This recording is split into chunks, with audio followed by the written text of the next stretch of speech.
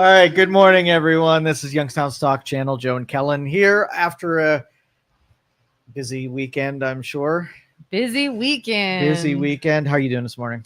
I'm pretty good. How Good. about you? Did you have a busy weekend? I did. Why are you Yeah, Thought you were in a good mood. totally good mood. Listen to me good. That's your good. Is Totally good. Eh. The best, goodest. I didn't have a super busy weekend. It was kind of nice. Yeah? Yeah. I went into the weekend like, holy cow, I don't think there's anything I have to do this weekend. And I loved it. Hmm. How about you? So Steve Jobs' day of death was yesterday, and so I took the day to really dig back in. One of my heroes as far as philosophy goes. What do you know about Steve Jobs? Anything? No, not really. Another genius of our time, and Yeah, so smart. I feel like our era here, these are historical people where the history books are going to write about them, and we got to live through an era where they were. And Steve Jobs reminds me of every other genius I've studied throughout time, except we got to see in real time when you're there, and it's a different experience, right? Like living with Albert Einstein. Yeah, exactly. Ooh. Exactly. And Yeah. I think, history is going to be different in the future because, historically it's been that the winners write the history books, right? So they give them a glowing review for, generations to read about. Yeah. Well, this one, everybody got every moment of these people's lives. And so the history books are going to be peppered with criticisms and stuff to diminish their overall genius, right? Yeah. But because, like, for instance, when you bring up Henry Ford or Thomas Edison, normal people don't know that they were real people. They had real upsides and downsides, and you got to weigh them and say, well, we got their genius, but at the expense of, being eccentrics. Yeah. I feel like we even kind of saw this. Charlie Kirk sort of opened this whole idea when he made a comment people didn't like about Martin Luther King junior Mm-hmm. And we know all kinds of great stuff around Martin Luther King Jr. And we kind of don't look at the fact that he beat women and slept with hookers and, no one's perfect. Again, like I know I just repeat this over and over every show, but these are just people. If you put someone on a pedestal and think that somehow that they don't break any of the same rules and laws and, morals and ethics guidelines, right? Yeah. That all of the rest do. It's almost like you give them a license that they're better or have the ability to, be superhuman. And therefore, like when they fall victim to the fallibility of humankind, then we're shocked that how does that happen? Yeah. If we look at them that they're just people and we don't go into, star craze about people, then we know that we limit them to what they could do to us and what power they hold over us, and know that someday they're going to have a weak moment and they're going to do the wrong thing. And because they're just humans like we are. Yeah. I mean, I feel like we tend to put people up on this pedestal and idolize them and, oh, they're so great. Look at this thing they did. And then I feel like once something comes to light that is not their best, then all of a sudden it's, oh man, we didn't realize they were actually a terrible person. And it's like, are they though? Or were they just a person and they can't live up to this standard that you put on them? You're right. We extend that standard in a delusion somehow. So for instance, Jane Goodall passed away as well. Yeah. What do you know about Jane? Jane and Steve are linked, by the way. Oh, okay. Not a whole lot. I know that she did something with, is it animals and apes and the study of, and so Steve Jobs was enamored with people like Gandhi and Goodall and Chavez and, all of these sort of great representations of humanity. And they were, the phrase of Apple was think differently. Okay.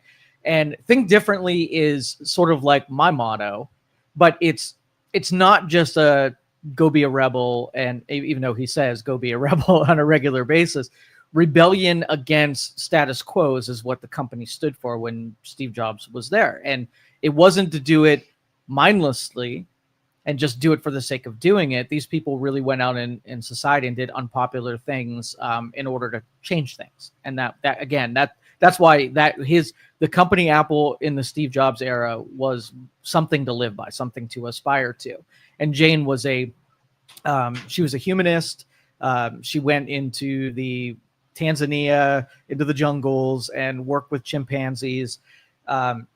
Towards the end of her life, I think whenever she was, she did more social activism than she did active pursuits. You know what I mean? When going into the jungle versus going behind a podium is really what it comes down to. But the thing is, like, one of the first stories about Jane was when we used to test medications and chemicals and whatever on animals. And Jane was a big fighter against animal testing on human products, right? Now, do you think we should test on animals? Yes or no? So gut reaction, I want to say no. It doesn't sound good. I don't want to hurt any animals. Okay. If it comes down to animals or humans, I obviously don't want the humans.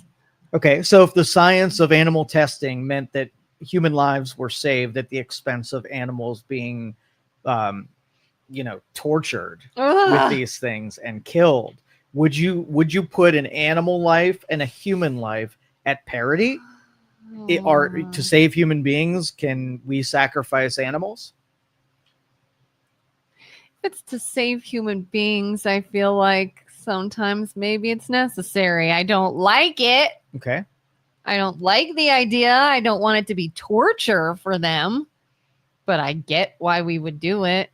Well, you got to have a principle, and you can have the principle is let's humanely test on animals as humanely as possible. So, for instance, Neuralink, right? Neuralink is going to put these little electrodes on your brain, and it's going to give people who have debilitating diseases and loss of use of limbs and sight and all of that. So human beings' lives are going to be exponentially bettered because of that technology.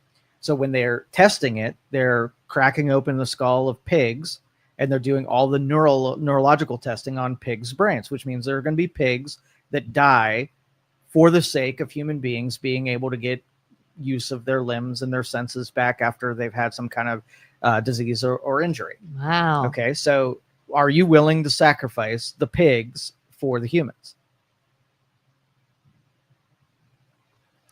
Yes. Okay.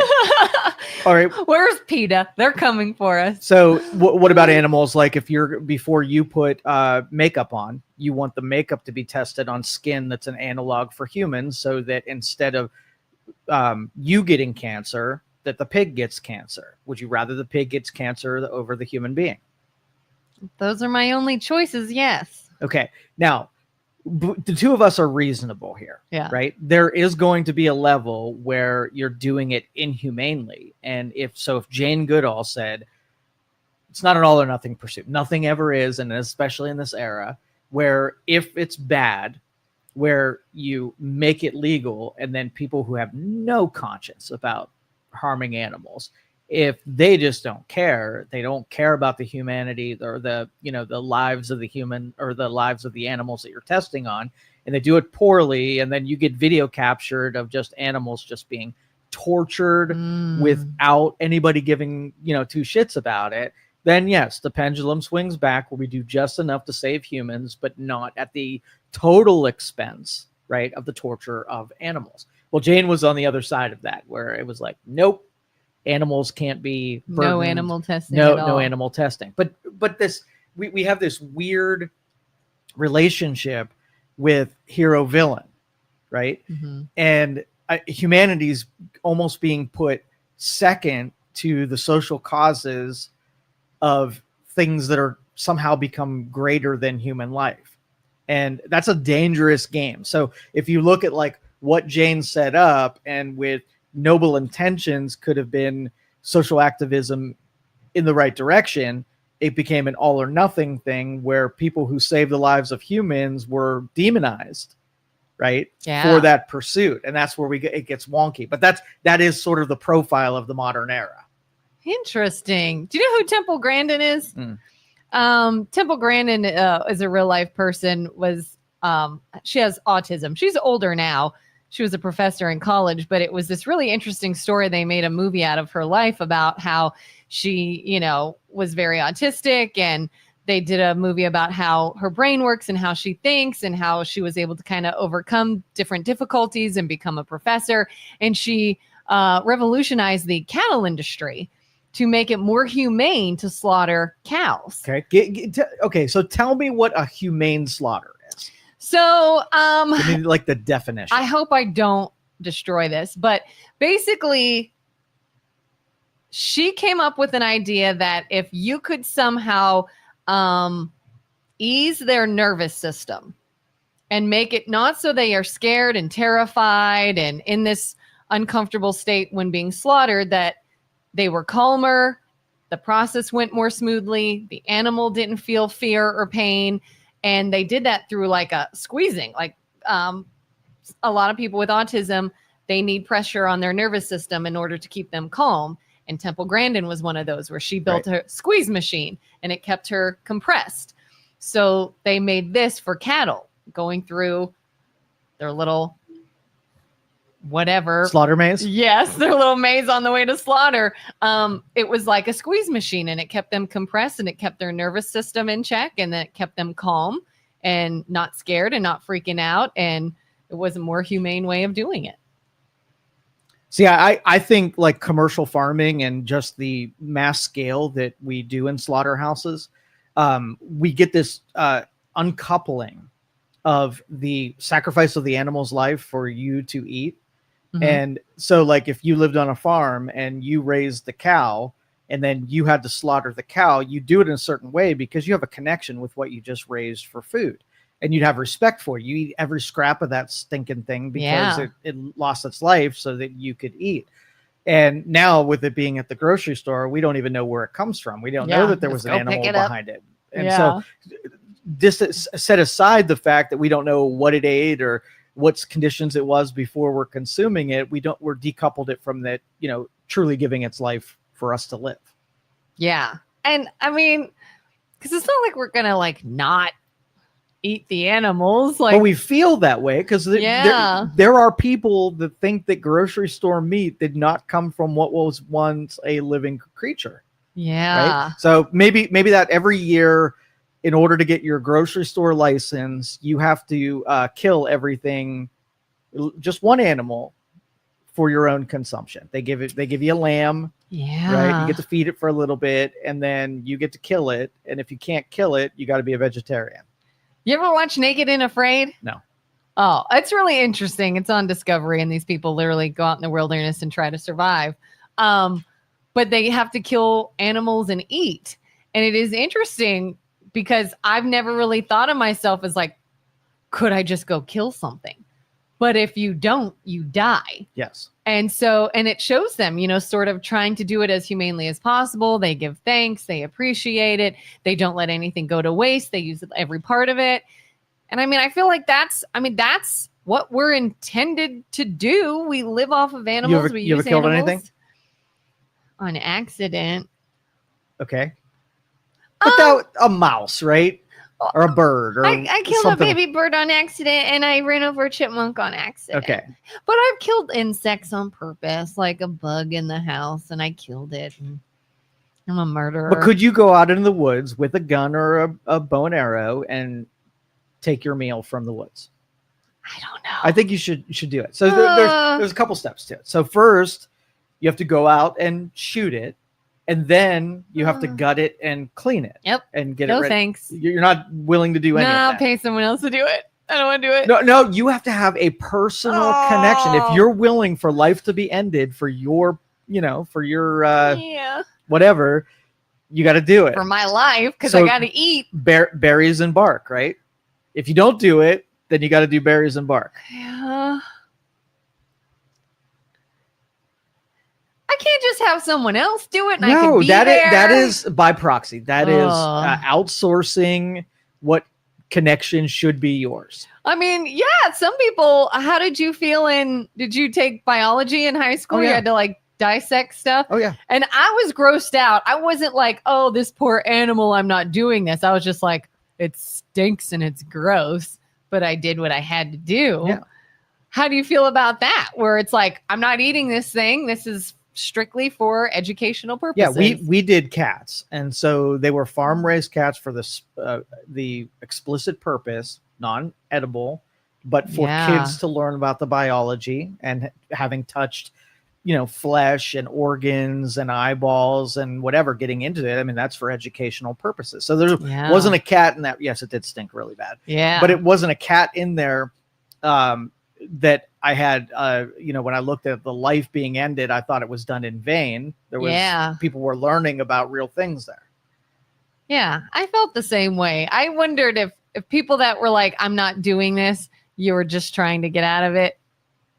Maybe not. Maybe they did have some sort of moral issue with it. I did not. It just grossed me out. Yeah. So I'm sort of like midway between PETA and non-PETA, right? Yeah. And so, yes, I think it should be a personal connection. You should take it serious when you take a life and make sure that whatever, like almost like the Native Americans, how much they respect and how important it is in their culture to use every material that comes out of that animal's loss of life. Mm-hmm. I'm right there with it, but I think it should be not something that should be easily gained. I think when you take personal responsibility in everything, and that goes along like charitable giving. Like I don't outsource charitable giving to other people to do on my behalf because I don't have a connection with helping people. I'm just doing the lazy version of it where I didn't earn that charity. I didn't earn those good feelings because I just put it through a machine. Right. Yeah. And so, taking a life, I want to make sure that I know every time I eat that chicken wing, right. I picture the factory farm where thousands, if not hundreds of thousands of chickens are in this slow, close quarters where they put the neck up on a track, right?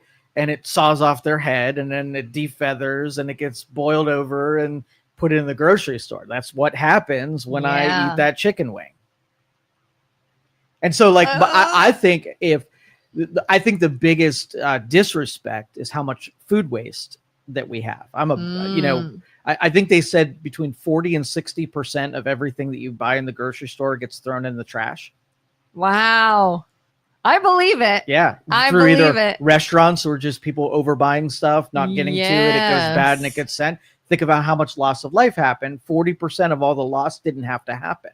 So, and I think that's because it's so easy, so cheap, and there's not a personal connection where if you had to raise the thing and you had to slaughter it, you would find a way to make sure you ate it all because, you'd have that connection.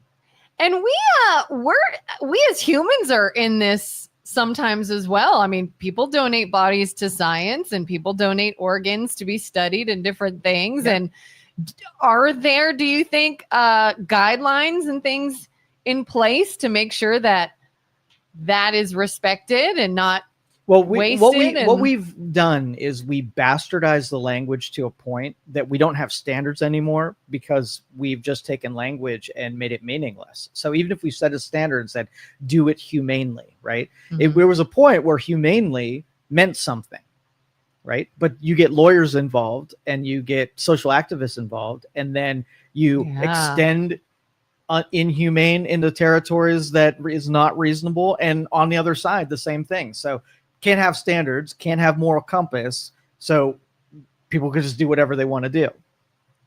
That was evident, like in Illinois and in Portland, right?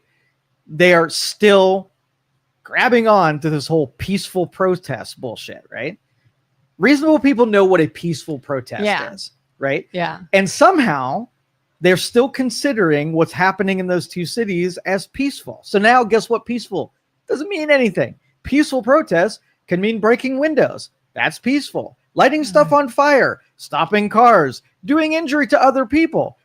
Peaceful means that now. So you bastardize language to a certain point that you can't have standards, and then it's a free-for-all anarchy. And then if you try to quell that, you're taking away our freedoms and our rights. Language is dead. Reasonable people are dead. We're not going to be able to, rein this in, for sure. That makes me think something I was seeing a lot lately. I see all these videos online of different news headlines and how biased they are. And I always hear people say, we don't hate the media enough. I think we don't hate social media enough. If I had $1 for every fake article I saw this weekend on Facebook alone, oh my God. And people believe this stuff to be true. And what's so manipulative is, we've talked before about rage bait. There is content on the internet that is meant to make you mad. It is untrue information. It gets you riled up and it gets you fighting. But it's not always something you disagree with. Oftentimes, you're served content that they think you'll love. You're going to love this because you already hate this person. Look at now what he did. Oh, you already hate this idea or this cause? Oh, now look at this. It's somebody justifying how you feel. Oh, yeah, I'm glad they did that.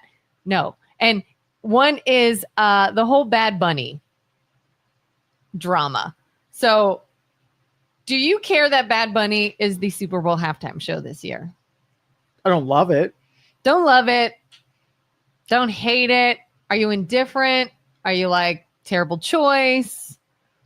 I'll do something else. That's it. Like, I feel like do what you want. Before social media, I would have heard, hey, Bad Bunny is going to be the Super Bowl halftime show. And I probably would have said, who? Yeah. Scraping the bottom of the barrel. Yeah. And I would have said, I don't know any of his music. I hear it's in Spanish and I don't speak Spanish.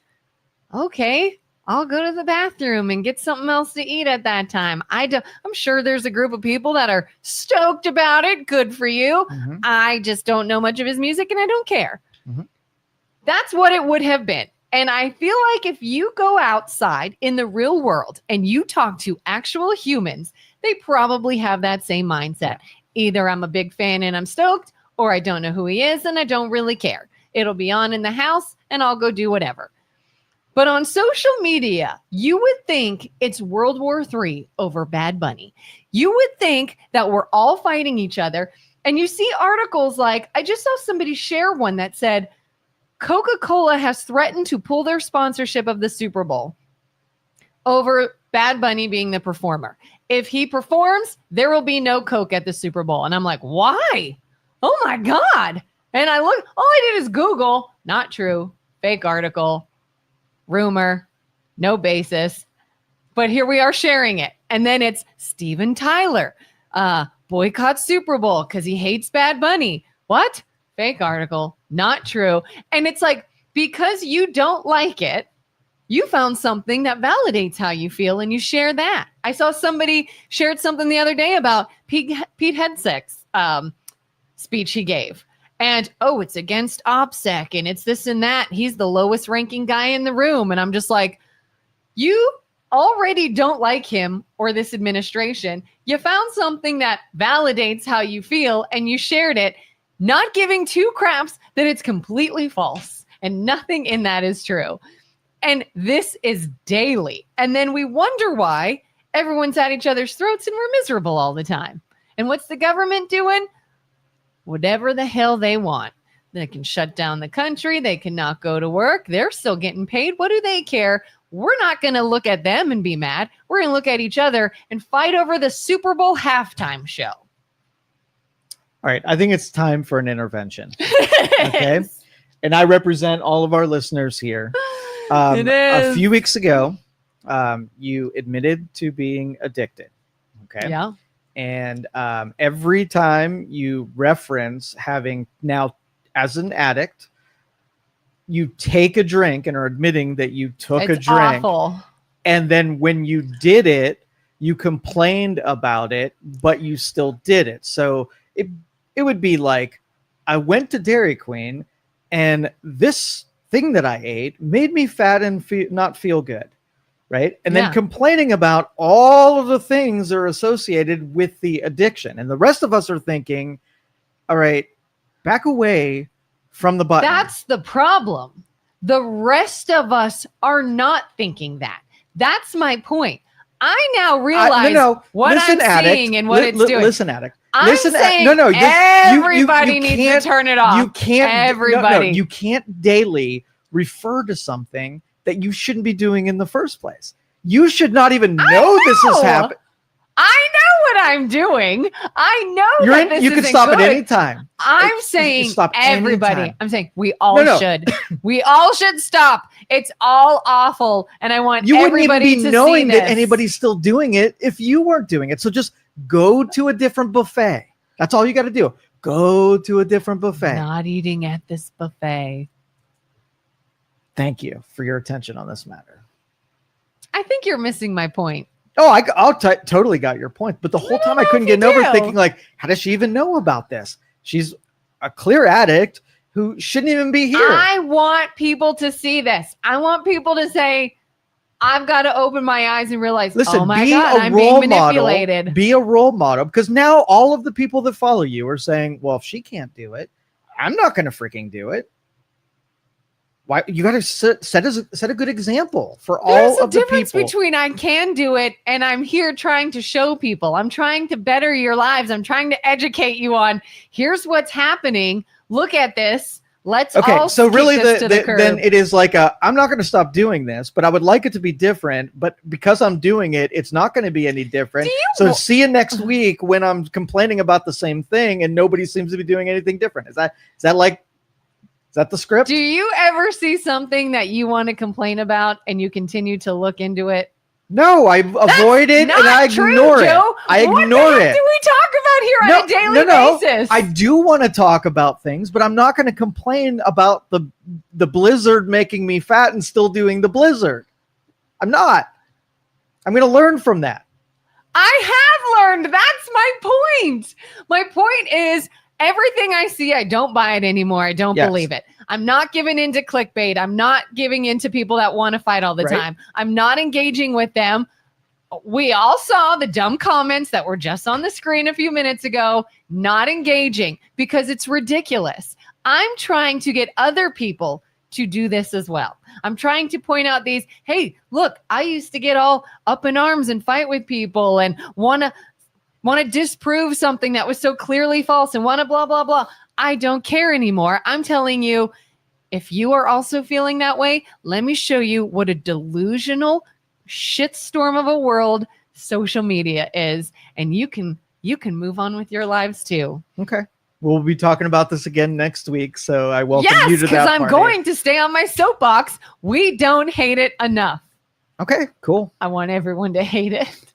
Okay. I want to fuel their hate fire for the cancer that is social media and how dumb we all are with using it. See you next week. What else? What else is going on? What else? Social media complaining in general. A little move with the court. So do you think our court system and our judges are completely now corrupted, where they're just not ever going to work for the benefit of average citizen? I'd like to hold on to the hope that maybe not all of them are. Okay. Some, yes. Maybe not all. It's being called judicial tyranny, right? Yeah.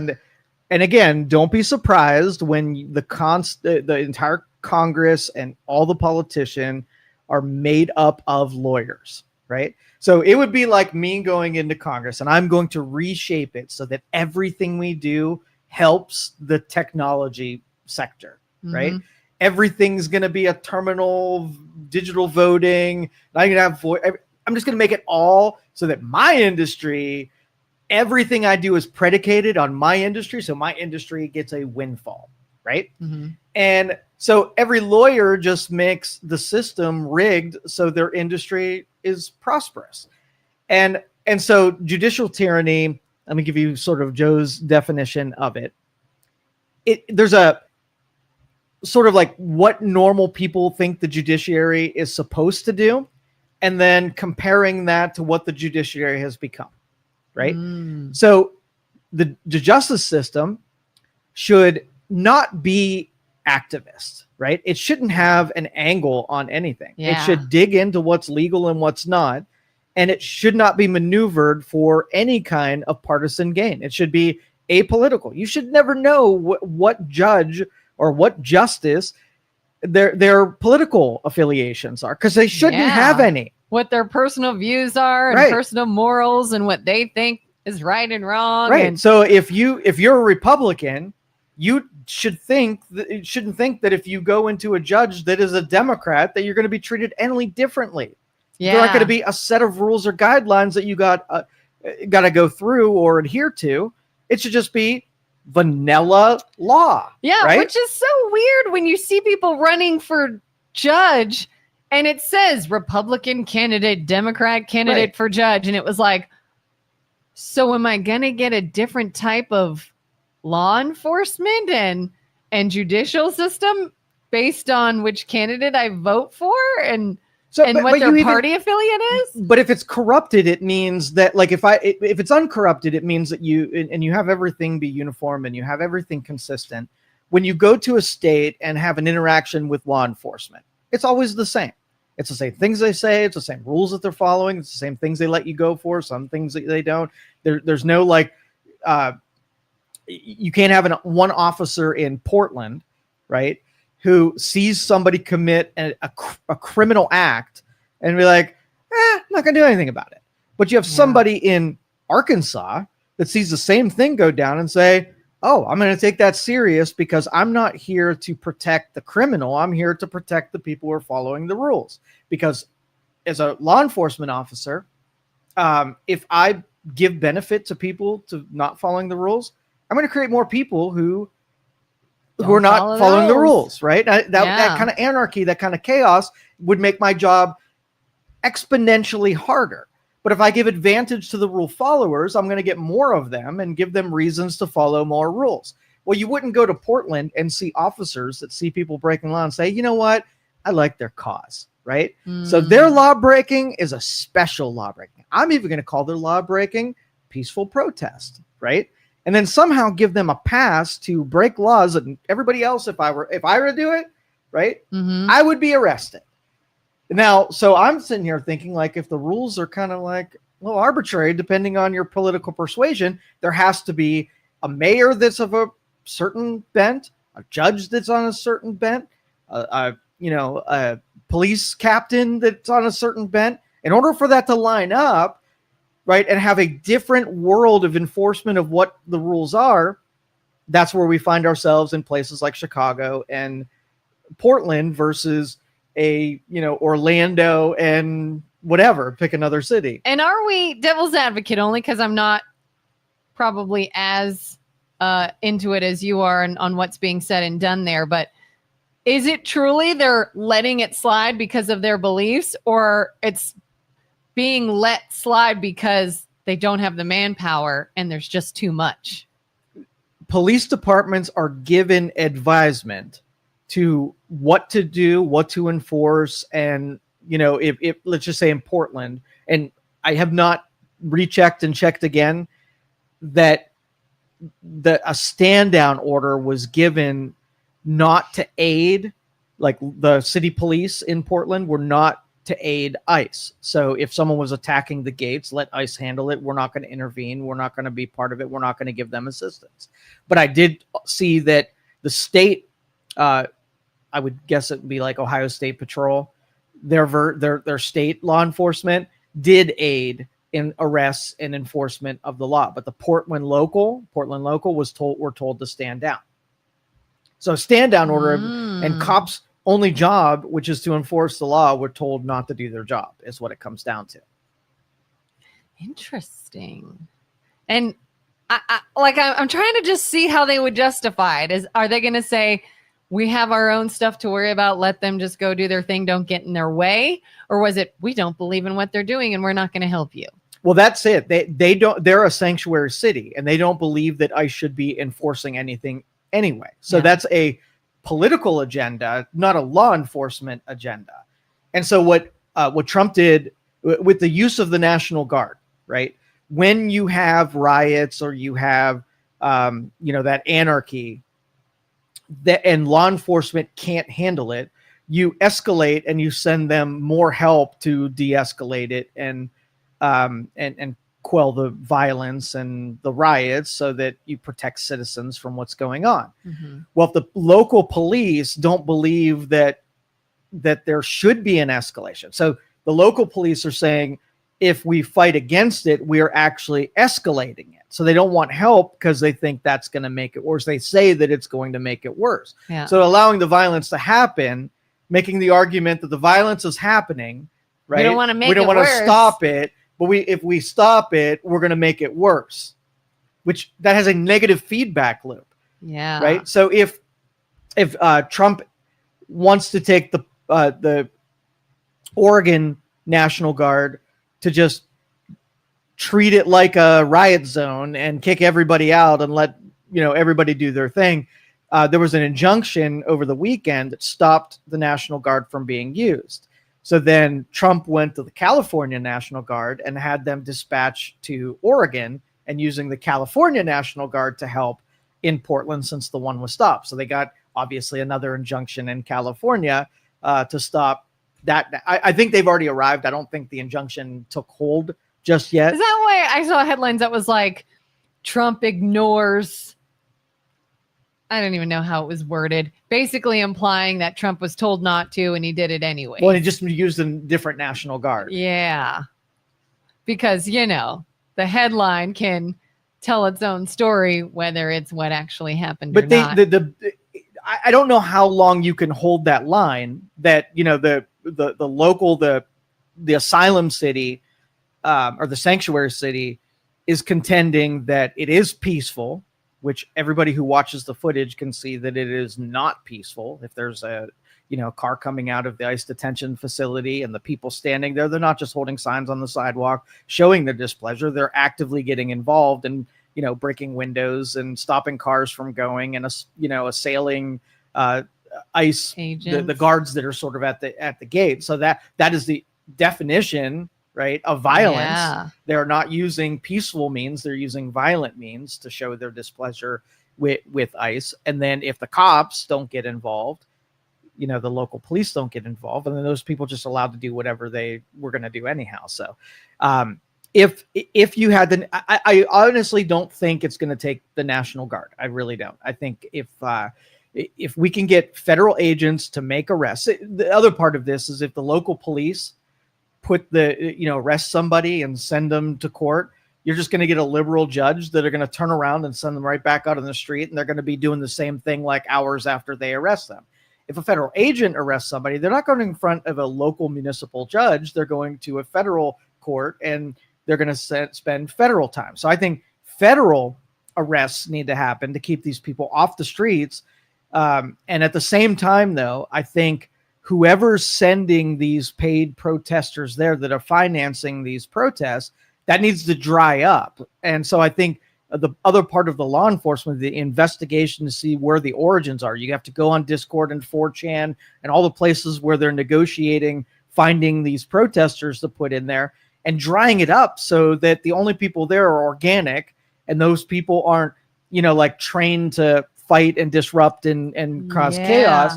And make your sign, be on the sidewalk, make it truly peaceful, let it go naturally. Well, because I wonder if you truly did just make your sign, get on the sidewalk, do your thing in a law-abiding way, it wouldn't be. Nothing would happen. It would be really boring unless somebody jumps in front of the camera and martyrs themselves for the cause of look how aggressive the ICE agents are. I can guarantee you that if everybody stood on the sidewalk, there would really be no guards at the gate anyhow. So if you want to keep guards out of the equation, stop aggressively going after personnel and vehicles and throwing things at people and, trying to get in the way of the action. Yeah. Julie says, states' rights no longer are respected. Under normal circumstances. Yeah. Whenever you have a thing like a riot or something that escalates that puts the public in jeopardy, law enforcement's sole obligation is to quell that to get back to normal status quo. Yeah. If something is going on that is huge, that is unable to be handled at the state level, then yes, federal can come in, correct? Yeah. So if there's a forest fire, right? Mm-hmm. States' rights try to handle it themselves. And if they use all of their stuff, they start tapping into resources of other states to quell the literal fire, right? Mm-hmm. This is a forest fire, right? And this is a state that is saying, we're cool with our forest fire. It's a peaceful forest fire. We don't need outside help. And the rest of us are like, you're kind of, you're kind of dealing with federal things here. Like if it would be like this, if the forest fire was encroaching on a federal prison, right? If it were city property that was being destroyed, no problem. Handle it within. But as soon as you start threatening federal land and federal agents and federal activities, well, the federal government then has to protect its assets within your state, right? And so if it's a federal detention center with federal agents and federal vehicles, and you have the forest fire that's threatening that, they would absolutely send in the National Guard to protect federal property. And why is it, I have seen different articles talking about how people in leadership in different areas are asking for this help, are thanking them for sending more people. Citizens, yes. And they're like, hey, thanks. We need this help. We needed all this. We asked them to come in. We were in over our heads.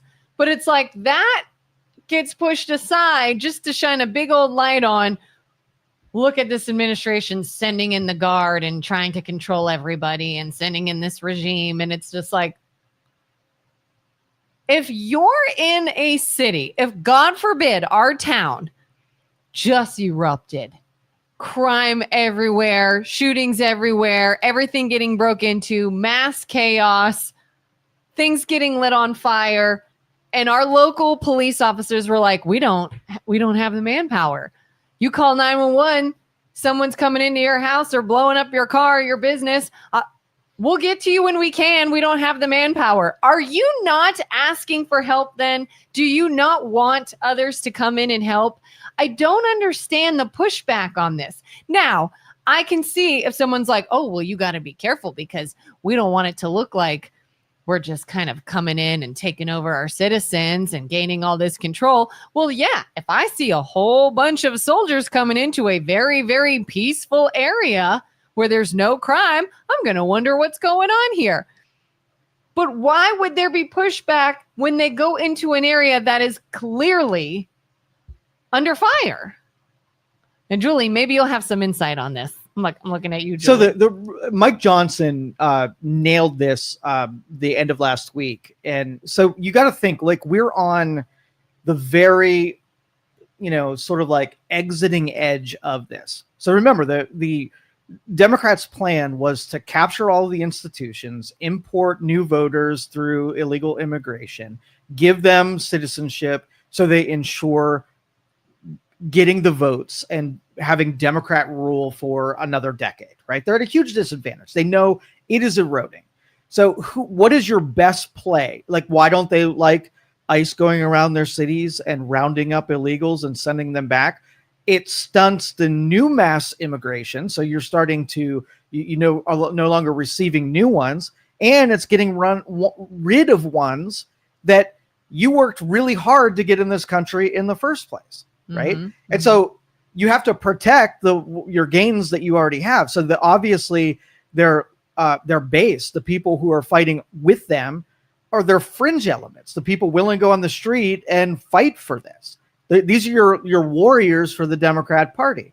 And all these institutions, they only got a couple cities that are still allowed to use chaos to enshrine that advantage, right? Mm-hmm.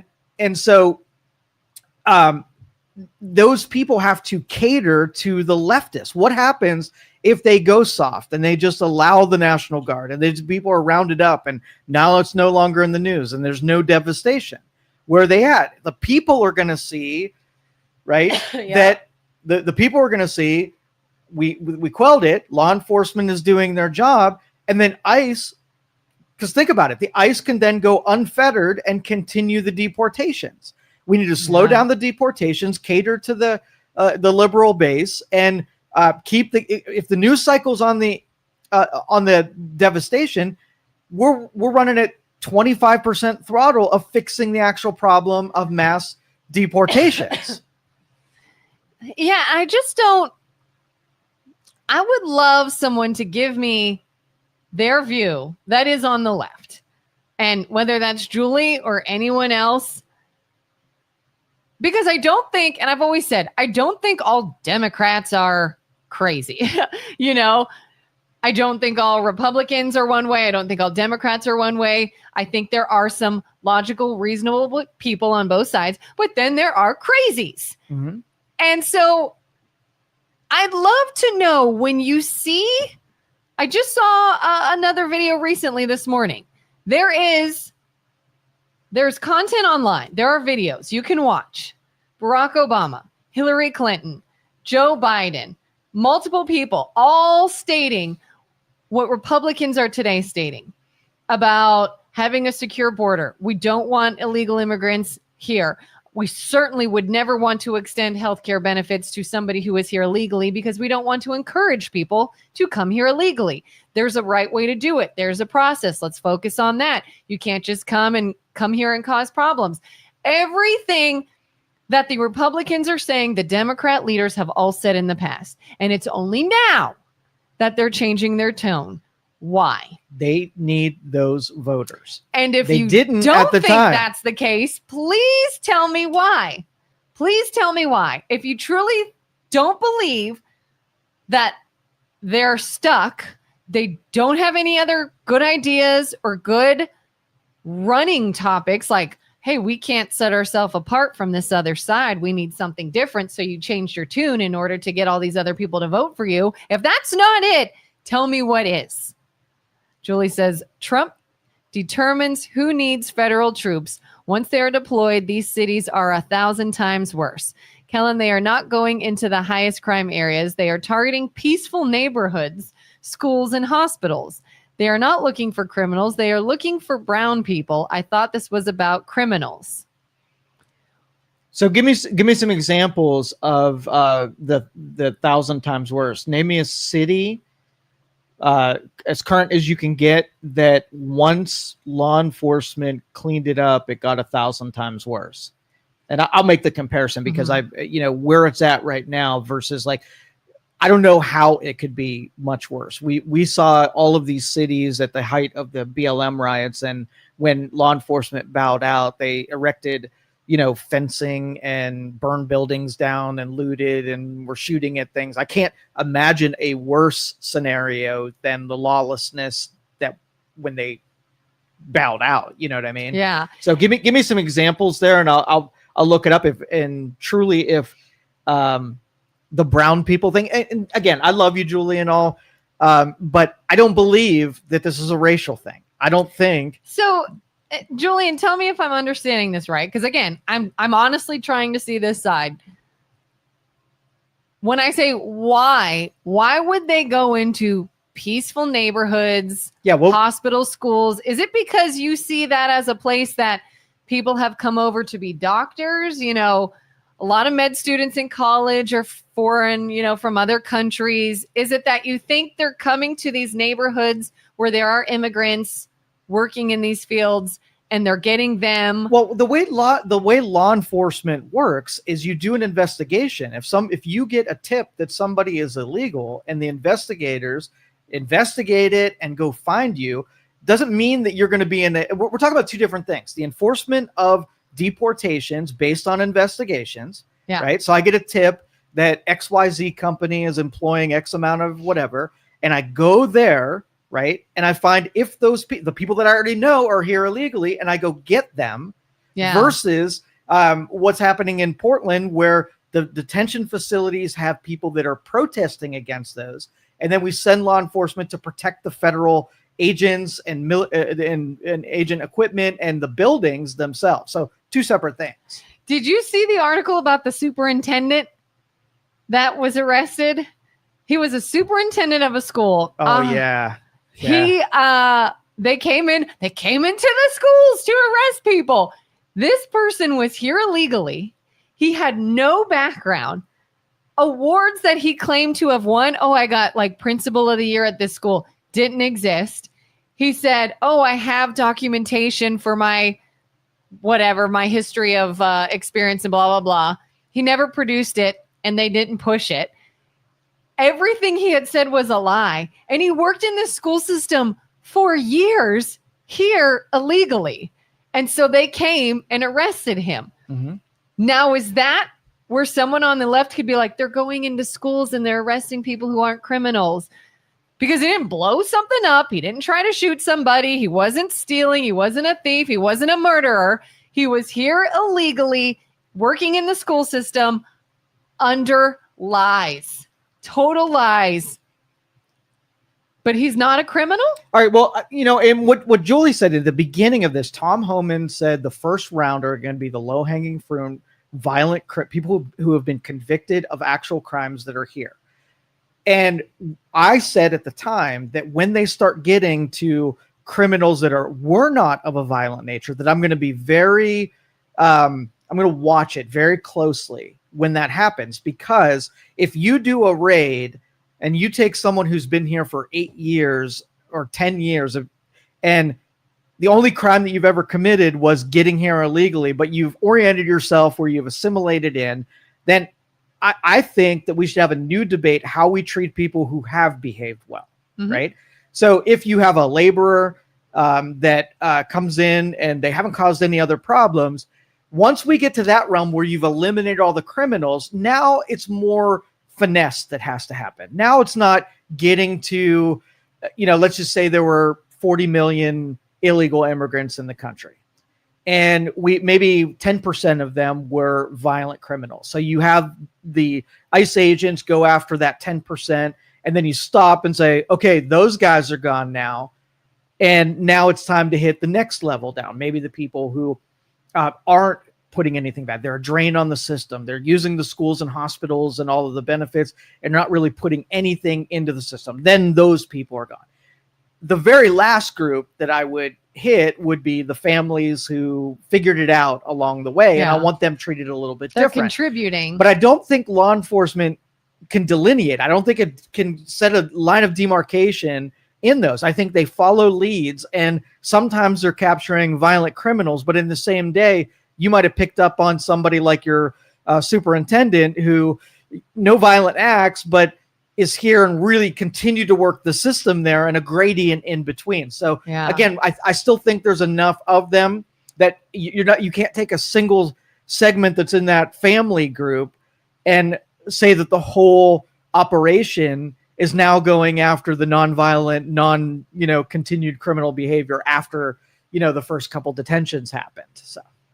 Yeah. And I think there's a different way maybe to treat those that are violent criminals, and those, like you said, their only crime is they came illegally and they're contributing to society. But in the words of Hillary Clinton, we can't encourage that behavior. Coming here illegally, we've got to encourage you don't come here and you get all the benefits of an American citizen or of somebody that immigrated legally, because we don't want you to do it that way. So treat them differently, give them a consequence differently, sure, but nothing at all? I don't know about that. But the Democrats' sole concentration here is that all they are to the Democrats are voters, people to get on the system and become voters. So all of this cultural, heartthrob about the people, we're dealing with people. I don't buy it for 2 seconds, right? Yeah. And your only reason you are throwing a tantrum about this is everyone that gets deported would be a potential voter for you, and that connection means that this is selfish. It's 100% selfish. Yeah. Julie says, it is now that the words illegal immigrant means anyone that is here without citizenship status yet. Asylum seekers, TPA people in the process of getting their citizenship are all targets. Do you want to say anything on that? No, these are all things that are almost like you put a quarter in, you get the saying. You put another quarter in, you get the saying. Yeah. Chicken says, with a $300,000 salary with a gun and a hunting knife on school property. I don't know what you mean. Moving on. There was I don't know what an that means. American citizen who is a laborer of Mexican descent who has been arrested and detained twice. I'm sure that happens when you do we're talking about 40 million people here. If you don't think that when you Sorry, I think Chicken was talking about the superintendent. He Okay. also illegally owned a firearm. Oh. That might have been what he meant. Okay. Anywho. Sorry, Julie, there was an American citizen who was a laborer of Mexican descent. Yeah, when you're talking about 40 million people, maybe even 50 million people, when you start cleaning that mess up, you don't think you're going to snare and snag some things that, even fishermen, they throw their nets out and they want to catch tuna and they go through their nets and they caught a dolphin, right? They didn't intend to catch the dolphin, but because there were so many of them, it wasn't like they can't do detentions at a clip of 1 million a year by one person at a time through a single investigation. They got to throw a wide net out because you have a lot of clean. I blame the Democrats for letting so many of these in that it's impossible to fine tooth comb them. Especially when it's letting them in under such shady pretenses. Mm-hmm. Don't say we're letting all these people in because we care about them. You don't. You No. know exactly why you did this, because just a few years ago you were saying we shouldn't. Mm-hmm. Julie says, Joe, that is stupid. Voters, the Latino community voted in large numbers for Trump. I'm telling you, I am not going to be swayed that these people were being counted The legal to Latino community to get in the system, right? Mhm. Become dependent. So the more peril they're in, the more likely they become a Democrat. When you get them in a system and they are attached to the teat of government, you can almost know. And I know Cubans. So there's some South American countries, even into Mexico, that there are Republicans that are going to get in there as well. But the vast majority of dependents, right, Yeah. who receive things from the government are going to vote for someone who gives them more things. That's just a mathematical certainty. Julie, and if you think that idea is so stupid, then let us know why you think it is. Why do you think all those major Democratic leaders, candidates, presidents have all changed their tune? Why is it that Obama and Biden and Clinton and all these other people were just saying we shouldn't do this? We shouldn't have these people here. They were speaking for exactly what the current administration's trying to do just several years ago, and now they've changed their tune. I want to know why. If it's not to get voters, if it's not to get illegal people here so that they have some sort of advantage when it comes to voting, then why? There may be a better answer. There may be a logical explanation. I just want to know why. Well, let me give you the possibilities. These are all logical possibilities. Okay. If you needed 40 million people and just let them in the country, and you're the architect of what could we use 40 million people for? So I'll throw you some ideas out there. Okay. So let's just say I'm a Democrat and I'm like, well, we need workers, right? We need workers. Do Democrats care about workers from another country filling roles? Okay. So these are all rhetorical questions. You don't have to actually have an answer to them. Okay. So if we get workers, we can have cheaper prices, right? Because we could pay illegals less money. So the things that I buy would be cheaper. So we have workers, we have price of products. We can have more people for our schools. We have more kids that come in and our schools will be filled by the extra people. Maybe we get some specialties in there and people are imported because they're doctors or lawyers and we need those. So let's import those. Our systems, hospitals and whatnot, we need more patients. So let's bring in some more patients. We need more voters, right? Probability or possibility that we just need more voters to come in. You think of any more?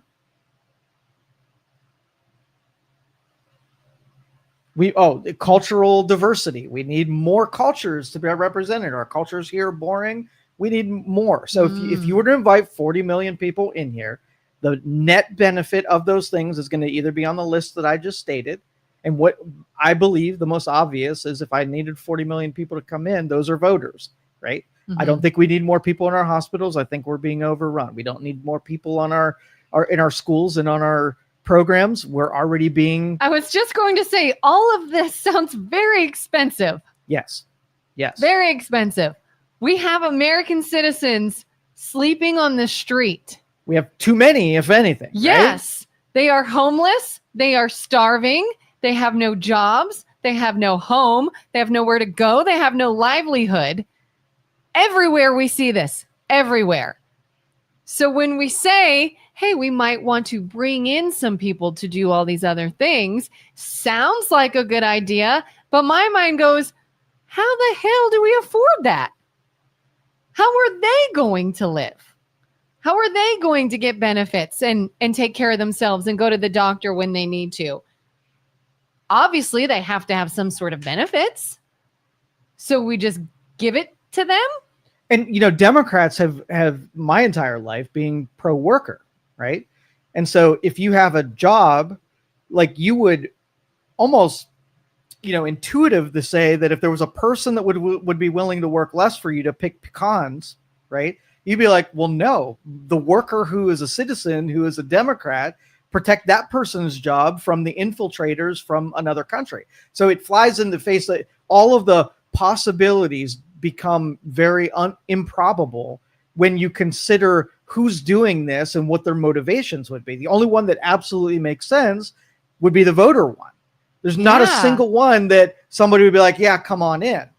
The voters and the emotional appeal, because they can now say to the American people, we're the caring party. We care about feelings. We care about people. We care about those that are seeking asylum, that are leaving a country that is dangerous, and they want a better life for their families. That doesn't have political advantage. I mean, you got to think these people. I think it does. I don't think it does. Really? I don't. You don't think that this whole past election was like good guy Tim Walz against jerk face JD Vance and bad guy Trump versus sweetheart Kamala?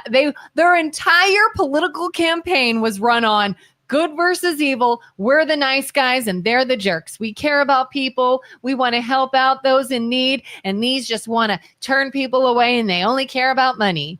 But they're easier targets of caring that don't have such an expense on things. So like if they want to be like, we care, like it could be homeless vets finding houses for them that already live here. And then you'd be like, look how much we care about people. You don't need to import new voters, right? Yeah. Because this vote doesn't mean much because they can already vote. That's what I'm saying. Like, yes, but it doesn't. It costs too much political capital to bring people from other countries unless you can state what's your real motivation. Well, you also can't run on the idea of let's go ahead and help this citizen on the street, this person who could be a voter, when the other side is saying the exact same thing. If the Republicans also say, let's get our veterans off the street, they're citizens, they serve their country, let's get them voting, let's get them help. If you're both in agreement on that because it makes sense, well, that doesn't look really good for you. You're like, well, that doesn't set us apart. What else can we use to emotionally manipulate voters? Yeah, it might be part of it. I don't think it's the... Oh, I don't think it's the whole thing, but it's part of it. I think we were at a point that we needed low-wage workers for the big corporate farms. Not that I agree with that. I think the corporations benefited greatly from the illegals. And I'll go along with that because what I saw when we started outsourcing to other countries, when transportation, communication, and technology made it so that you can outsource sort of that work to people who didn't live here, you could take advantage of the wages of India and, some of those Asian countries. And that was going against the labor movement and the creating a workforce that had, great wages and union benefits and all of that when companies were just choosing to go with the lowest dollar. Well, that is in competition with it. If you import illegals, then you're doing the same thing where you're making food or products inauthentically less expensive for people at the sacrifice that when that money comes in, right, you have to draw a line, right? If I spend money on a product and when I spend the money, the company takes it, and then the money goes to workers and those workers go out to buy things, right? Then your products can be more expensive because the money stays within that country. Mm-hmm. But if the money goes outwardly to other countries, then you get a siphon, a sucking sound, like Ross Perot said. And sure, the product was low, but that money, once that money is spent, it doesn't recirculate in the economy, and you have to constantly infuse more cash in your economy, so then it can get siphoned and sucked off to another country. So, and that's the age old. What is the authentic price of things when you do sort of like protectionism on your marketplace, where you protect the workers so that you're not in competition with people that aren't playing by the same rule book as you, and so the illegal immigrants in the Indian call centers are the same thing to me. They're people that make it cheaper for consumers, but suck off the entire economy. At your you can't get past it. Suck off the entire economy. That's what's happened. Suck them off. At 300 million people, it equates to 6.6 million per state. Why do we need more? America is a melting pot already. Unfortunately, the Democrats are only looking for votes, and if they think we are in debt now, let more in and see what happens. Again, Democrats, you got to look at who benefits and who doesn't. Democrats benefit when you get more dependence on the system. Democrats benefit when systems bulge and almost break. So if you want to really, like if you want the Affordable Care Act, terrible policy, mathematically unsound, right? But you had a whole host of people that were in a terrible spot with healthcare. So we ended up holding our nose and doing something that made absolutely no mathematical sense, knowing that it was going to buckle and break over time. But because we had so much people in desperate mode. So the more desperate people are, the more Democrat policies we end up having to hold our nose for and go along with. So the road to socialism and communism and Marxism begins with having people who need desperation or in victims. Exactly. More victims, more government. And that's the parallel that says these are your people that makes the socialist dream possible. So I would say before the pecan farmers for low costing products, I put that below more desperate people that are going to demand more government to, field their desperation. Yeah. Julie says, look at the farms and food industries that are collapsing. Farmers are begging for a socialist bailout. And if we can stomach that for long enough, okay, so I owned a farm, and for 10 years, I've just been able to hire people at $5 an hour and then bag my stuff and still be able to make enough money. Those people disappear. And now I got to go and hire college kids, or I got to hire, American citizens. And I got to raise my wage from $5 to $15 to pick those same things. And then I got to go to the marketplace and sell goods, right? Mm-hmm. For 3 times what I was able to sell to make the same amount of money before. And the consumers are like, wow, that costs 3 times more. Look at all this freaking inflation. And maybe they sell less, and but the people that pay it, that money trickles down and creates those $15 an hour people. The farmers are like, okay, well, now I went from a Timex to an Apple Watch, right? Mm-hmm. Where I have a premium now. I cost more than I did before, but now I've created an economy of people who not only can help me sell the products. I got buyers that get created because I paid more and created more workers in the marketplace. And that cycle takes a really long time. So there's going to be more bailouts as agriculture retools. So let's just say you had farms around it. Do you remember when the soybeans switched over? What do you mean? In the area? Over? So we have a lot of rural areas. Oh, how it's corn or soy. And yeah. So basically what happened was we used to have farmers that would plant crops based on local markets, right? Where they could distribute it to grocery stores, where they could sell their products. Then they opened farmland up so that we were doing a lot of exporting in our area, and the farmers absolutely loved it. So China would buy all the soybeans we can produce. So when you drive around where it used to be all kind of different crops that you would see around, it was all corn and soybeans. And mm-hmm. most of the stuff that you saw in our area was being put on a boat and sent overseas, right? So now all the soybean farmers are like, I had one customer. It was China. I sold all my shit over to China. Now China disappears as a customer. Now the farmer gets to look at their field and say, I don't know what to do. Now they got to reorient themselves and try to sell within the United States because their number one buyer goes away. Let's see about food production, small farmers distributing into, farm growers market or, grocery stores you buy from local farms. And a whole industry might pop out of the fact that now we have available farmland that instead of producing the cheaper, sure thing crop, they got to work a little bit harder, create more jobs within their deal, because now they run more like a company where they got to worry about distribution and selling and whatnot. So yeah, it's almost like we allowed things to go on for so long because it was the easier, biggest money maker at the time, but it was broken. And now to make it work the right way and protect ourselves to not again become broken, it's going to hurt a little when you're used to that. Yeah, when it was inauthentic, it is technically broken, right? Yeah. And so, like, I'll give you another example. The government workers thing is going to be in the same vein. So when we needed new jobs, right? When we're looking at the jobs report, and the jobs report fuels the economy and gives sentiment to the consumers to see how good things are, right?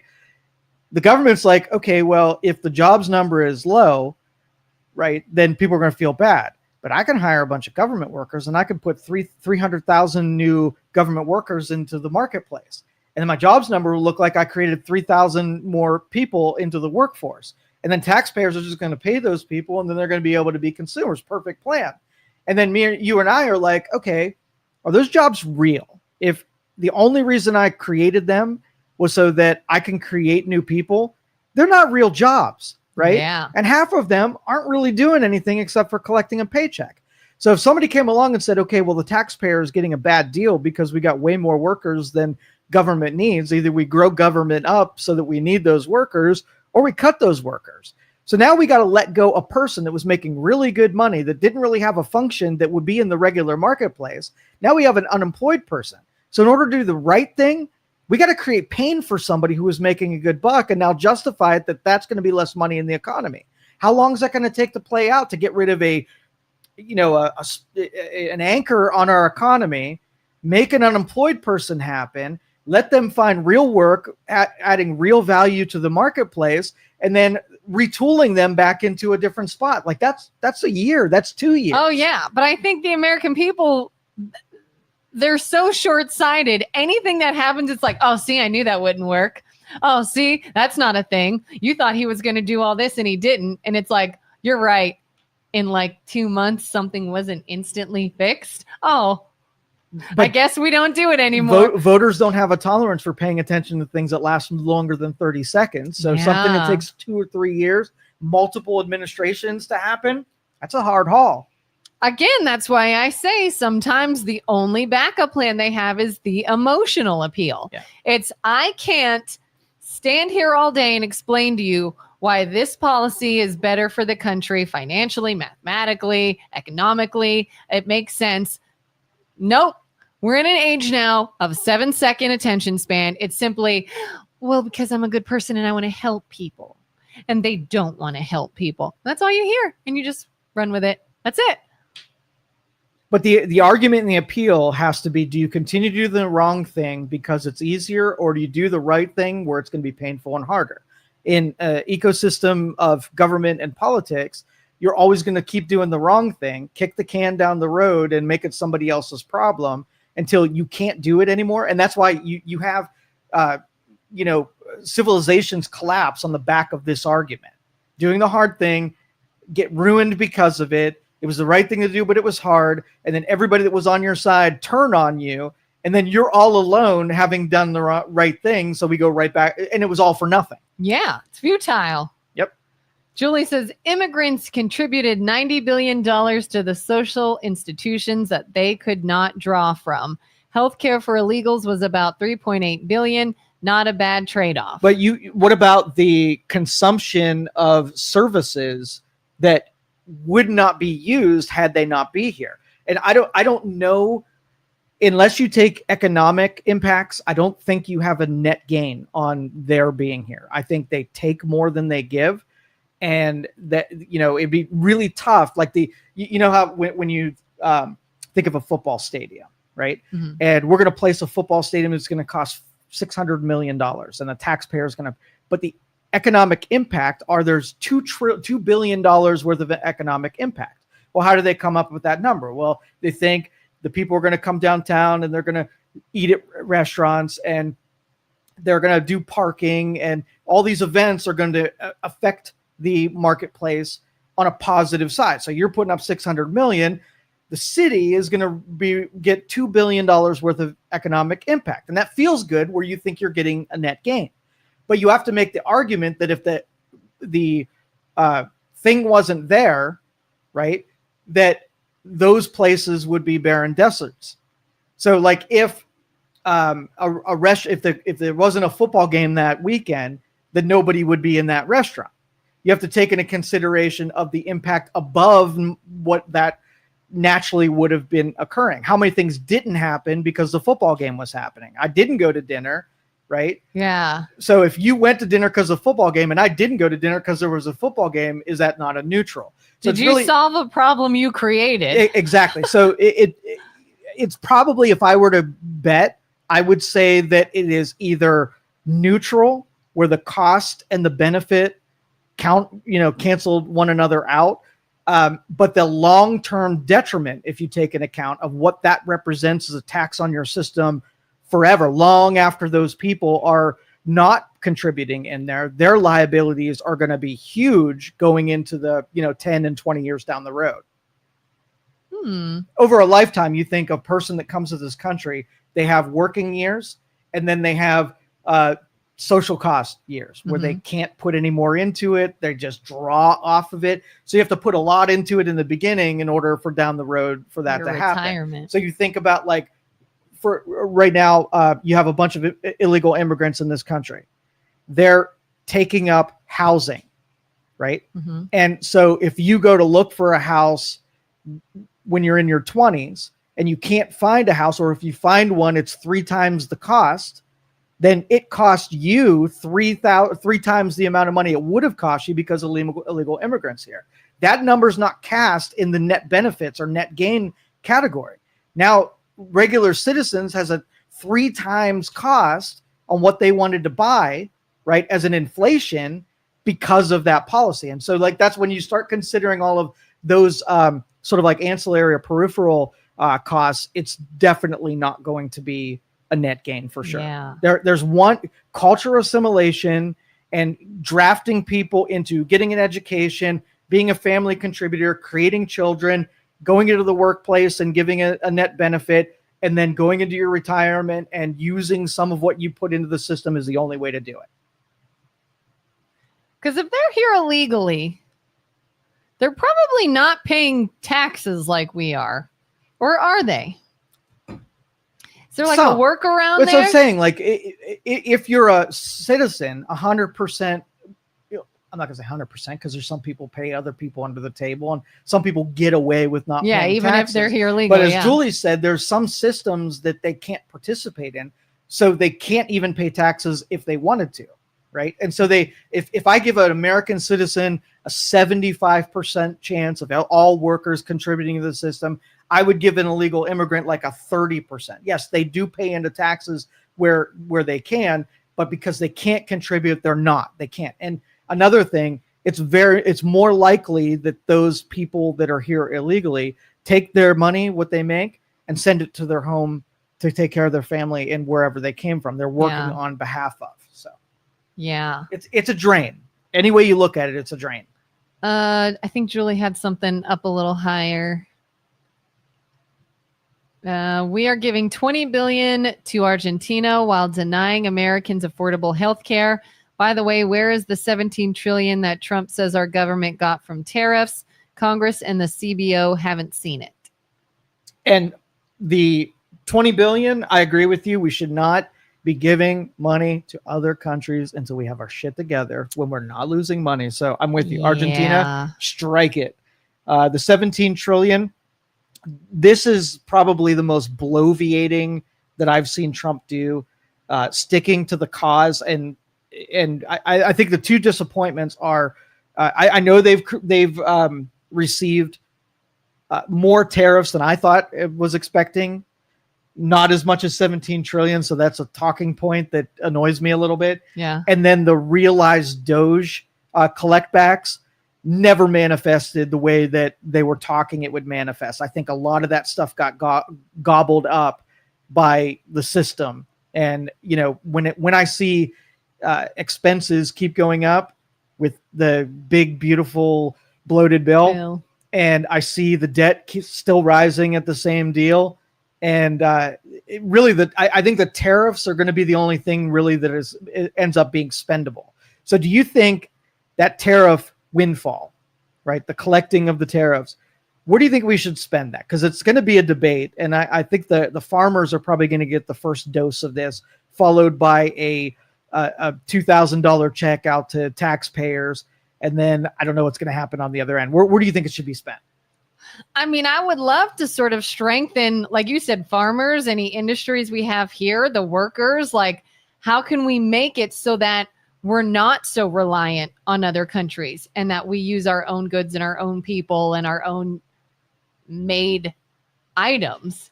But that's just a subsidy. We're just paying farmers to produce, which is not business-like at all. So if we give any money to them to help them get through the next year of retooling their farms for, a non-export only deal, it's got to have a sunset in a year from now where they got to figure out how to sell to the American public again. Yeah. It cannot be where we're propping up our agriculture forever using tariff money. Yeah, not endless benefits. Yes, for sure. Yeah. Do you like the idea of just giving it to taxpayers or whatever? Or I don't. Handing it out to people? No, so maybe like split it into thirds.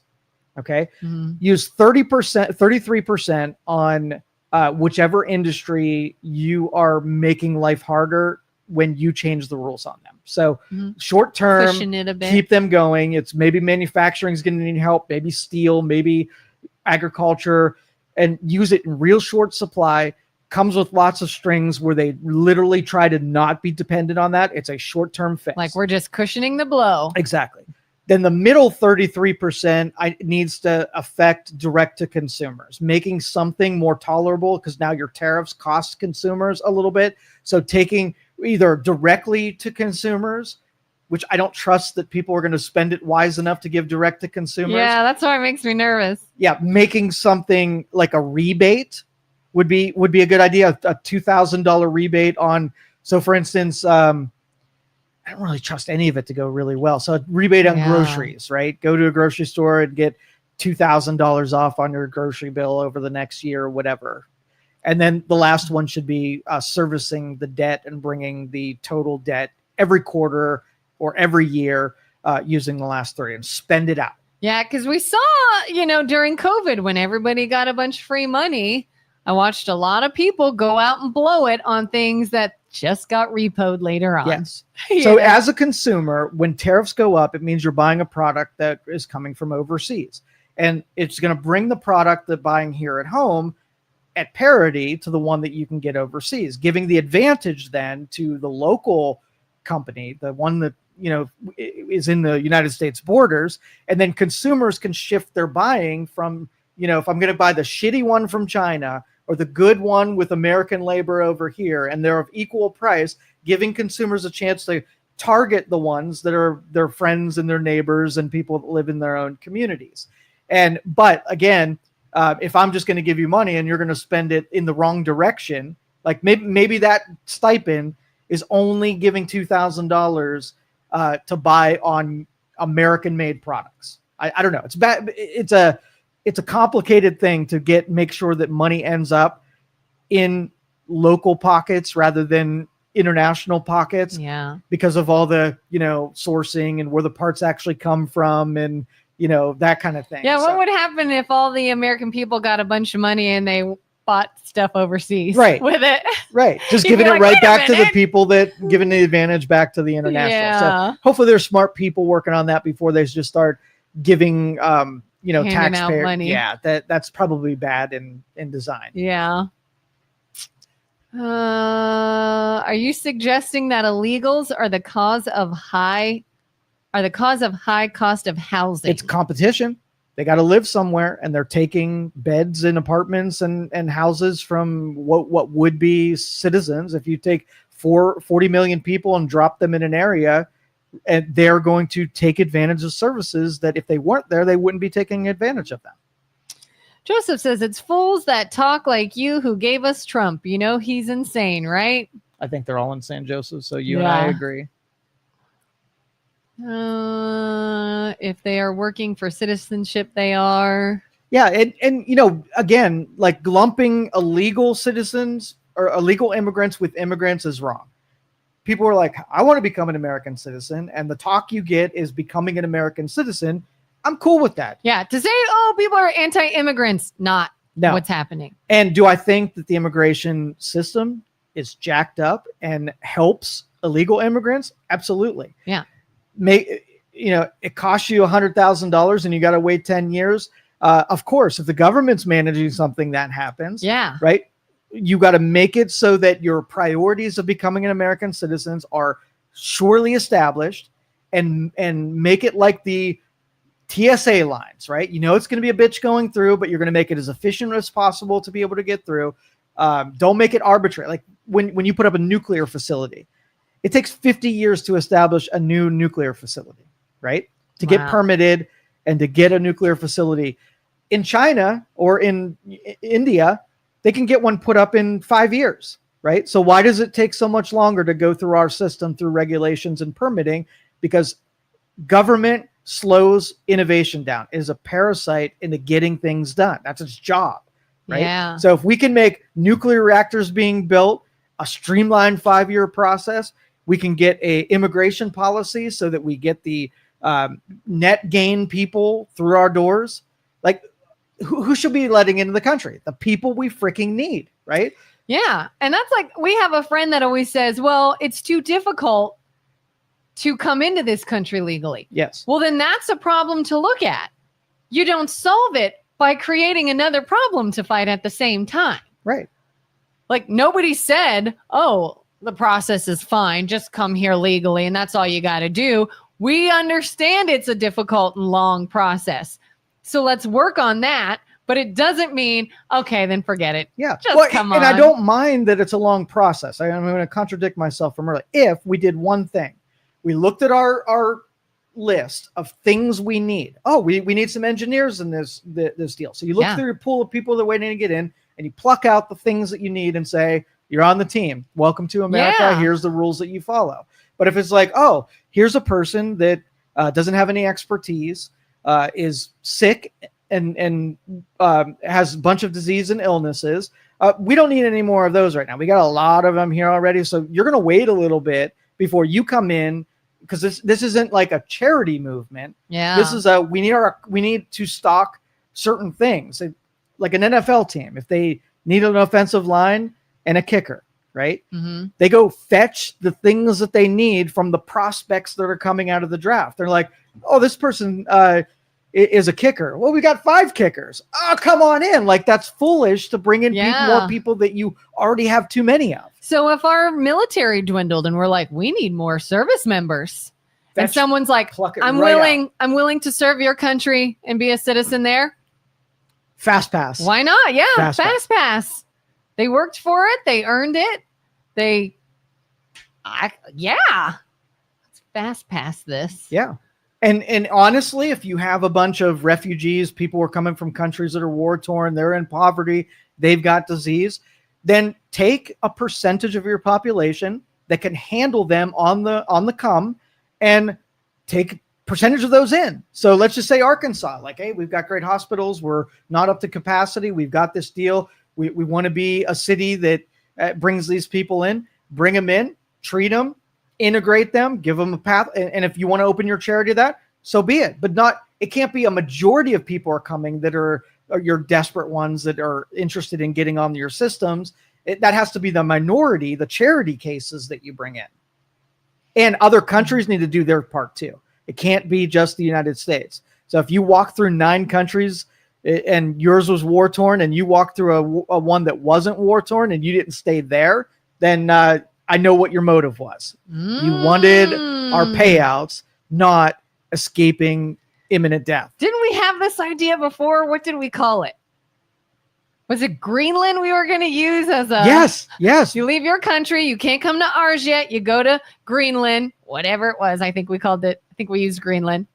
And if you want to continue your pursuit to the United States, you'll do that. If you're like, hey, I just want it out of there. Yeah. I'm good here. There you go. Yeah. It's a perfect idea. I just don't know why they didn't use it. I know. Let's see. It's amazing to me that most Democrats advocate more for criminals and illegal aliens than they do for victims and law-abiding system. I will never get it. That's their base. They are completely bought in to taking the 20. If all issues are 80-20, the fringe 20 is where they're all in, and it is the worst mistake that Democrats can make at this point, because there are too few of those people to make you win elections. So it's almost like they're taking infertility in their deal, because they can get the most motivated, vocal, most entropy voters, be it I'm not going to name the fringe ones because I'm not getting myself in trouble. My head almost exploded, because when I read that, I thought that was Julie saying that. And I was like, yes. And then I went, oh, it's Carter. Julie says migrants generally send $200 to $300 a month back to their family because their needs are less. They are not draining the economy. I'm looking at zero. Like, once you're here, you came here to support our economy. Yeah. I need you to spend that money here on services of the guy down the road so that their family can prosper. So if you leave there, guess what you do? You leave there. You don't become multicultural, or you don't want to bring some of what's broken in your own homeland. You are leaving it, and I need you to come here and be here. Yeah. Period. Julie, just out of curiosity, are you pro open borders? Like, do you think there should be no process? Just come and go as you please and go to whatever country, and anybody who wants to come live here, just come live here? Because if you are, fine. There are people that feel that way. I'm just trying to get an understanding of what makes sense to Julie, I guess. Like, should it just be come here and why not? Or is there a process? Because it feels like there's a lot of pushback anytime someone's like, I don't mind immigrants. I have an issue with people coming here illegally and living off of us and not contributing. And then there's this pushback of, they're all contributing. They're all good people. They're not criminals. And this administration is just trying to kick everybody out.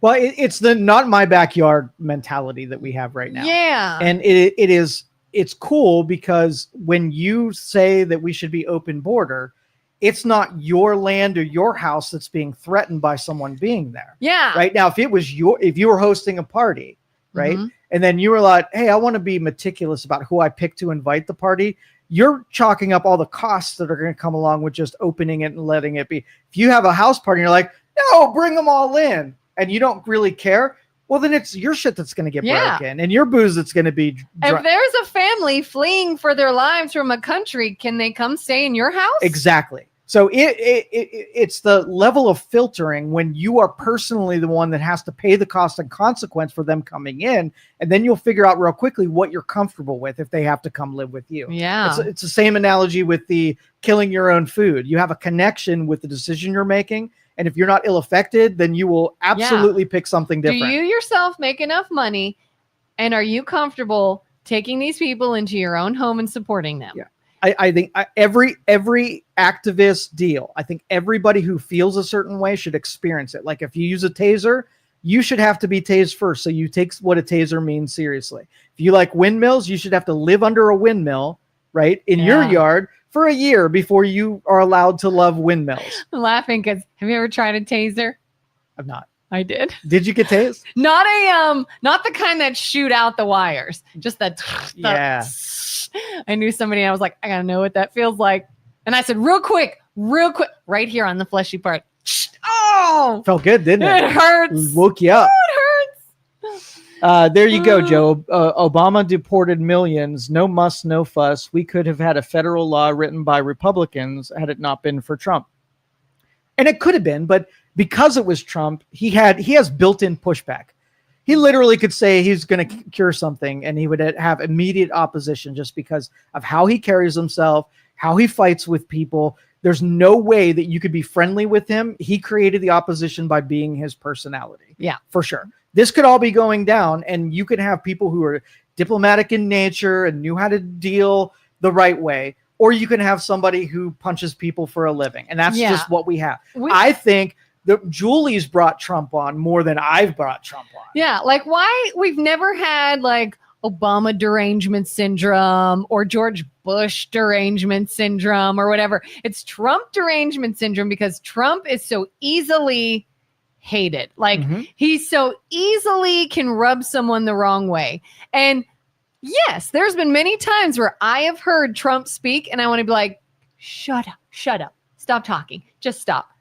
You're not helping yourself, you know? And so we have this mindset now in our society of everything he says is bad and everything is bloated or a lie. And so now it's very difficult to weed out things he means to make sense or that aren't total crap, because he is just such a big blowfish sometimes. But we're now conditioned in that. If Obama got elected today, like I remember during the Obama administration, I was able to parse out the things I didn't like that he was doing and the things I did like. And I was able to like him sometimes and credit him. And I was able to criticize when it was needed. And I was able to jump over that line, and everybody else was too. It was a different political climate. Yeah. Now Obama gets elected today, I probably will be uber critical about everything that he does, because now it's more important that you toe the line, right? The toe the party line and go along with it for the sake of getting things done than really diving back and accidentally criticizing someone on your team and accidentally, you know what I mean? It's not about what makes sense and what's best for the country. It is just two teams and you got to do what you got to do to win. That's where we're at though. Julie said a couple things, but I think she was talking about my question about open borders. That is crap. There was very little outcry from Dems when criminals were to be targeted. Hell no, Kelin. This all or nothing approach is wrong. I agree.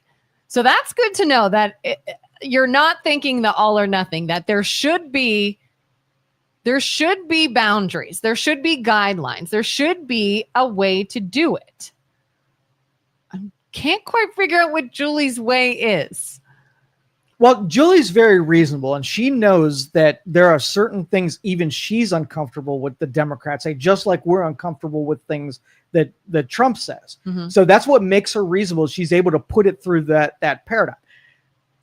Now, the downside is she's very trusting with the people on her side that tell her things, where she doesn't put it through that spectrum. But what if they're not telling her? What if they're trying to roll her and keep her in the indoctrinated state of whatever? Like, for instance, I take everything and have to add a what if it's not, right? So what if ICE is targeting all black and brown people, right?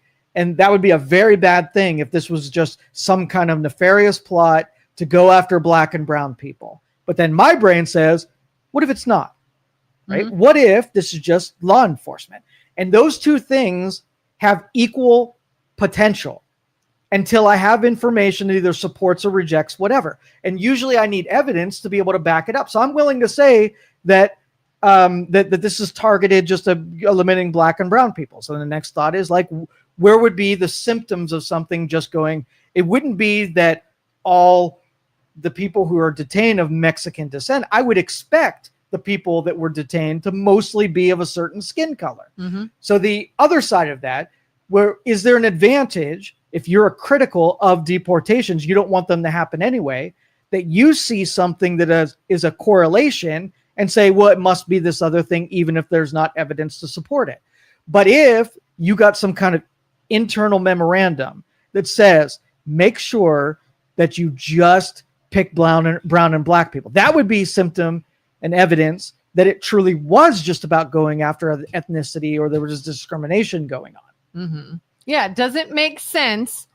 Can you see why it would look that way? And do you have evidence to the contrary? It would be fair, but she's willing to believe things because her side said it without the evidence. It's more speculative. But anytime you take a speculation and present it as something that is absolute or truthful, that's when I start having problems with it. So if she said, we got to make sure that it's not black or brown people, it's different than saying it is just black or brown. It's almost like you know something that you don't really know, and you're presenting it to someone who hasn't put any research into it, whatever, they look at it. Now they're convinced that it's all about going after black and brown people. That's a bad proposition. Like, it is interesting. She says Trump has earned the hate. How has Trump earned hate and other past presidents, leaders have not? Good question. That's to you, Julie. How has Trump earned hate in this country more so than anyone else? Is it because he carries himself in an arrogant way? Well, let's use Roger Goodell. You know Roger? I know that name. Okay, Roger he's the commissioner Goodell. for the NFL. Yeah, okay. He's one of the most hated persons in football. Really? Right? I don't follow football. I did not know During that. the draft, he comes out, the entire audience boos Roger Goodell. You can make the argument that Roger Goodell has earned the hate from the NFL public. Okay? And then asked, why does he earn the hate? What do you have to do as the commissioner of the NFL to earn the hate? The simple answer is Roger Goodell does things that people do not like, right? And it earns him.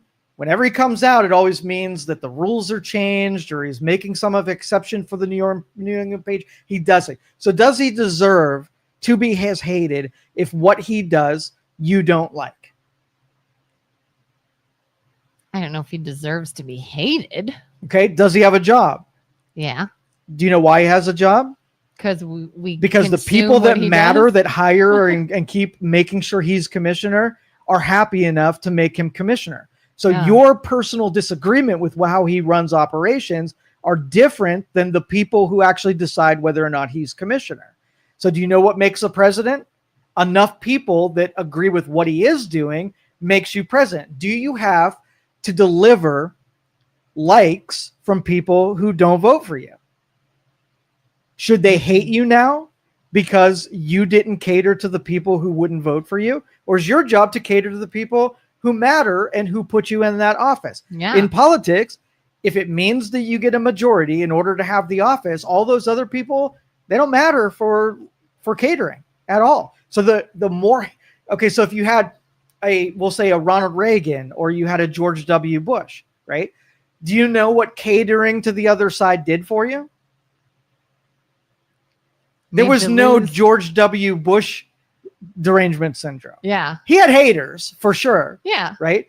But what you saw slowly is when you dealt to the other side and they gave you a benefit from you dealing with the other side, maybe your side didn't get as much as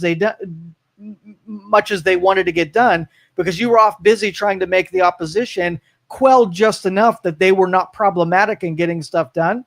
You sacrifice getting stuff done for the sake of being liked, right? Yeah. So you got less done on purpose so that you wouldn't have people working against you. And then one president's going to be like, okay, well, you cater to the other side. When they're in power, they don't cater. They don't give two shit. They do not cater back in the other direction. Yeah. So let's not do that this time. Let's just do everything we're going to do. My voters will be in their trench. Your voters will be in your trench. So you have to actively decide that you're going to make the volume on your critics at a maximum level 10. You got to be willing to do that. So Trump bought that hatred by deciding that there's going to be no catering to your side. And when you do that, you really don't like you. So could Roger Goodell come out one day, cater to the fans, try to win them over and not hate them so much? What would he get? Probably a bit futile because I think he's going to catch hate. So if it's futile, he's not going to do it in the first place. What does he get in return for sacrificing running a league rather than making people like him? What does he get out of it? Well, probably a lot of money if he runs his league. Yeah, so it will be so worse he doesn't care about the haters. So that's where we're at right now. This was an inevitable position. There was going to be one president that decided they're not going to play with the other side. You see it in Congress right now.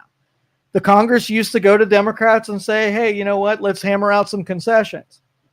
And the Democrats would never do that when they were in power. So the Republicans were like, nope, we're not doing that anymore. And you have a government shutdown. It's inevitable when you work the plan like this.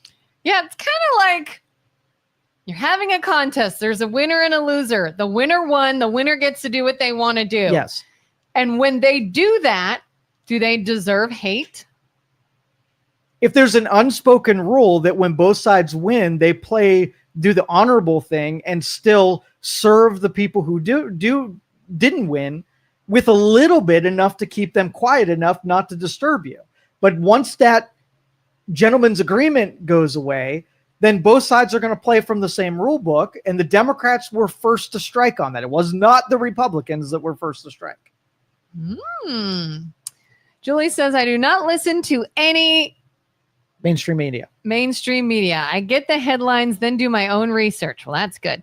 Let me ask you, do you think Trump is heading us towards an authoritarian government? The potential for that to happen has increased with these moves. Doesn't mean it will, but if it was a 0, it is a 2 now. So my flag goes up to pay attention to make sure that if he brings National Guard troops into DC and they do their thing and they leave, then it was unfounded. It wasn't about, militaristic takeover. Yeah. If all it's going to take is one time that someone oversteps what you granted them in uncomfortable territory, they go too far and stay there, then Julie was right. It was all about the authoritarian, but it will happen in a segment that I will cut that shit off the minute that it happens. This is not the first time we've seen this happen, is it?